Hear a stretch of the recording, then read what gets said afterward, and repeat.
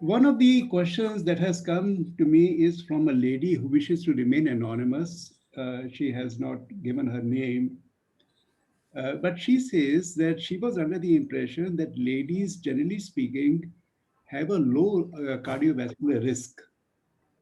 She is 54, she's fit and active, but her mother died of a heart attack, and she is paranoid that it is hereditary, and she wants to know what precautions should she take. Yes. So there are four components of this question actually. First of all, she said that women have less heart attack rates, but she has herself proved it that her mother had a heart attack. And I think below 60 years of age. So that puts her into an extra category. See, women have almost equal incidence of heart attacks. In fact, postmenopausal, it is even more. Metabolic syndrome is actually more in women. But I tell you two reasons why this is ignored largely. One is that the symptoms of that come to ladies is different from what is seen in males. For example, they may not have classical chest pain. They may just have pain in the shoulders. They may just have nausea. They may have sweating, just like diabetic patients. And these may be overlooked.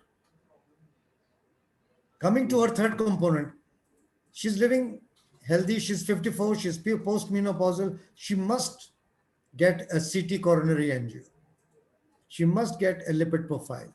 She must get a functional test. And these three things will tell us her propensity to develop a heart attack or not.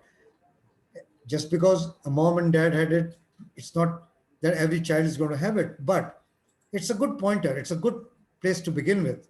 That's saying that, look, since I had this problem in my mother, am I more prone to it? Well, we'll tell you. It is not theoretical, or it's not.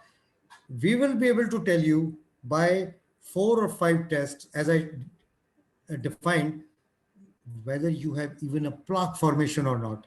See, by these tests, by CT angiography, by CT coronary score, all these, and these are all non-invasive tests. We will be able to tell this young lady whether she has a chance of getting a heart attack or not.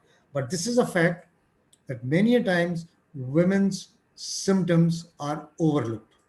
There is no doubt about it. It's a different science, it's a different human system, and their estrogens, progesterone levels can sometimes make a problem.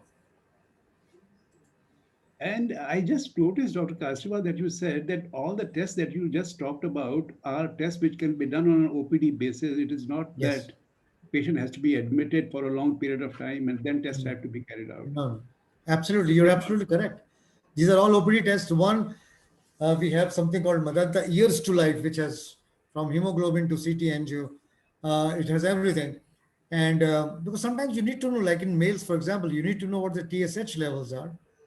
And for ladies, the women doctors will also see what the pap smears and all are. So it's a good thing to have it done once in a while. So therefore, one can walk into a hospital, get the test done, and walk out, and then And next again day there get the will full be, opinion. Yeah, yes, and take the opinion from the doctor. yeah, yeah.